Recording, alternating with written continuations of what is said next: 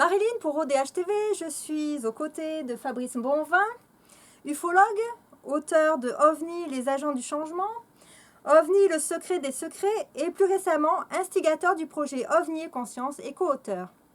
Bonjour Fabrice. Bonjour Marilyn. Je suis très heureuse de te revoir. C'est partagé. Et je te remercie d'avoir accepté de répondre à quelques questions pour ODH TV. Avec plaisir. Alors Fabrice, peux-tu me dire quelles sont les actualités ufologiques? Mes actualités donc. Oui. Alors mes actualités tournent autour de la rédaction d'un ouvrage qui va traiter de la question de la vision à distance, qu'on dit remote viewing en anglais. Et en fait, d'une certaine manière, c'est un sujet qui est connexe à OVNI et Conscience, puisqu'il va traiter de la conscience, la vision à distance. Et puisqu'aussi, je dirais qu'il y a un lien en fait assez fort entre les ovnis et la vision à distance, sachant que nombre d'intuitifs, notamment aux États-Unis, ont utilisé leur don de vision à distance pour enquêter, avec des guillemets, sur le phénomène ovni, mais au travers de leur conscience. Donc voilà, je travaille sur ce projet qui est novateur en tout cas en France. Peu de gens en ont parlé. Et puis j'espère que ça ouvrira, je dirais, des portes à la recherche ufologique, des possibilités, je dirais, d'avancer dans la réflexion sur la relation entre OVNI et conscience. Très bien, très intéressant. Alors tu es co-auteur du livre OVNI et Conscience, comme je l'ai dit précédemment. Un an après, quelles sont les avancées et les retombées? Alors, je dirais que le livre a reçu un écho favorable, de manière générale. Après, on savait qu'on aurait, je dirais, à faire face à trois types de publics. Je dirais, le premier type, ce sont plutôt les tenants de l'hypothèse tous les boulons, comme on dit, donc hypothèse extraterrestre au premier degré, qui ont réservé, je dirais, un accueil assez mitigé, mais on s'y attendait, je dirais en raison, je dirais, des des hypothèses et puis des postulats et des modèles que nous avons avancés dans l'ouvrage qui, je dirais, n'est pas complètement en ligne avec une certaine idéologie, avec leur idéologie, on va dire ça comme ça.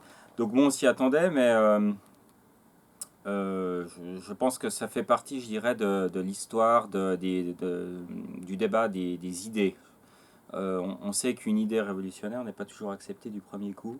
Donc effectivement, je pense qu'il y a une période de maturation et de compréhension de ces thèses pour qu'effectivement émerge peut-être un nouveau modèle qui intègre la conscience dans nos réflexions sur le phénomène OVNI. Le deuxième public, c'est le public de sceptiques, donc les rationalistes, qui ont, en fait, on ne les a pas beaucoup entendus. Donc je ne sais pas ce que ça signifie.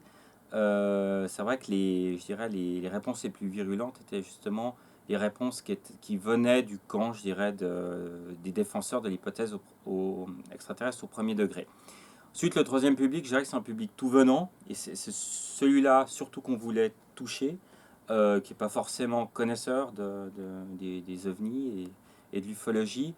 Et je dois dire que l'accueil a été favorable aux idées dans l'ouvrage. C'est vrai que c'est un ouvrage qui est assez particulier à plusieurs titres. D'abord, c'est un ouvrage collectif. C'est un ouvrage également qui est multidisciplinaire, j'ai fait appel à des auteurs et à des spécialistes de différentes disciplines. Puis c'est aussi un ouvrage qui n'est pas forcément facile à lire, finalement.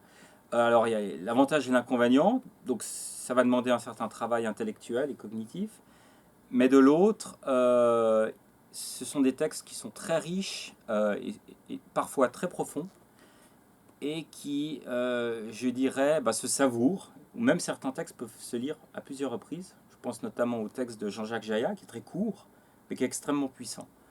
Donc c'est des choses qu'on trouve assez rarement en ufologie. Et je pense qu'intellectuellement parlant, ce livre, je ne dis pas parce que j'en suis l'instigateur, mais je le pense sincèrement, c'est un livre très puissant au niveau intellectuel, qu'on soit d'accord ou pas avec les thèses de l'ouvrage.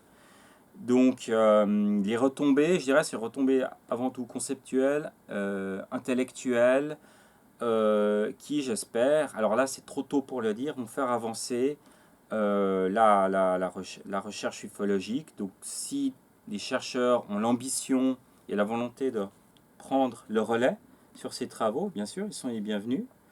Ou même on est prêt à entendre toute critique, je dirais, si nos idées semblent farfelues ou semblent, je dirais, pas en adéquation avec les faits qu'on trouve sur le terrain. On est prêt à en débattre et en discuter. Je veux dire, c'est ce qui fait avancer la science, c'est aussi le débat, mais le débat qui est sain, qui est dénué de polémiques et de querelles de chapelle, on va dire ça comme ça. Et c'est aussi pour ça que moi j'ai eu cette idée en fait, de faire ce projet, c'est pour susciter le débat et avancer, parce que la science avance par le débat et par la confrontation des idées.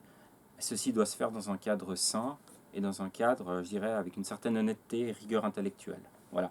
Ça, on l'a pas encore vu venir, ni des rationalistes, ni des défenseurs de l'hypothèse extraterrestre au premier degré. Et on serait tout content d'avoir plus d'opinions et plus de débats là autour. C'est le but de l'ouvrage. Y aura-t-il une suite? Alors la suite, ça dépendra, je dirais, du collectif. Nous sommes toujours en rapport et en relation. Je dirais, on a effectivement 9 protagonistes dans l'ouvrage, enfin, 2 témoins et 7 spécialistes de différentes disciplines. Donc nous sommes toujours en relation. Et puis nous continuons à discuter de ces différents sujets, à tester nos idées aussi, c'est ce qui est intéressant. On a posé un certain nombre de postulats et d'idées. L'idée ensuite, c'est de les tester, soit de manière discursive, soit de manière scientifique, si faire se peut. On a mis en place certains moyens pour le faire, notamment en termes de ressources de données. Et puis donc, je pense qu'on a suffisamment de cerveaux particulièrement brillants dans le collectif pour effectivement tester ces idées. Et si les résultats devaient être concluants et intéressants, je pense que ça légitimerait une suite avec je crois, la plupart des auteurs, ou voire d'autres auteurs. Donc je pense que ça vaudrait la peine d'avancer là-dessus. Oui. D'accord. Alors, j'en profite de t'avoir pour te poser une question sur le col de Vence. Que D'accord. penses-tu de ce coin? Alors, bon, j'y suis allé à plusieurs reprises. Donc un lieu à haute étrangeté, effectivement géologiquement assez particulier, une atmosphère particulière aussi. Je n'ai jamais rien observé je dirais, qui est vraiment trait au phénomène ovni sur place. Comment dire ça?